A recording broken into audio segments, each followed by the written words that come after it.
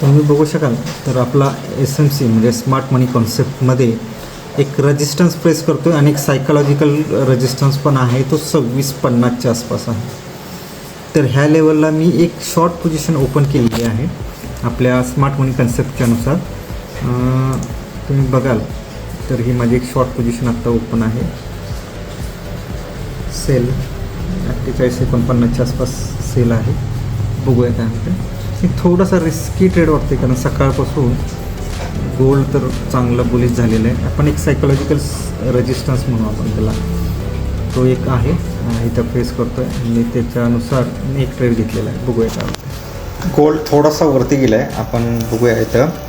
तर आपल्या लक्षात येईल की आपलं जी नेक्स्ट लेवल जी होती SMC म्हणजे स्मार्ट मनी कॉन्सेप्टमध्ये, तर ती त्या लेवलला आलेलं आहे. 55-56ची लेवल होती. त्या लेवलला मी एक नवीन पोझिशन मी शॉर्ट केलेली आहे.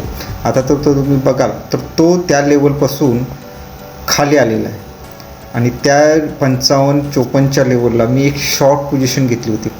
तर ह्याच्यामध्ये तुम्हाला दिसेल तर आपण एक ॲव्हरेज म्हणून एक शॉर्ट पोझिशन मी इथं घेतलेली होती वरच्या लेवलला 54च्या लेवलला, आणि ती पोझिशन आता खाली आलेली आहे. दोन्ही पोझिशन आता चांगल्या खाली आलेली आहेत.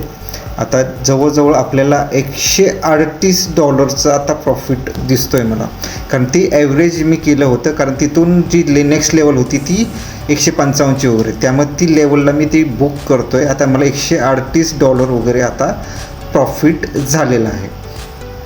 तर त्या प्रॉफिट झाल्यानंतर तुम्ही बघाल थोडंसं तो वरती येण्याचा प्रयत्न करतो आहे. जिथं आपण प्रॉफिट बुक करायचं होतं 50च्या लेवलला, म्हणजे 2650ची लेवल होती, ती 2650ला मी बुक केलेली. आणि वरती जो मी रेजिस्टन्स जो होता तो 55-56चा होता.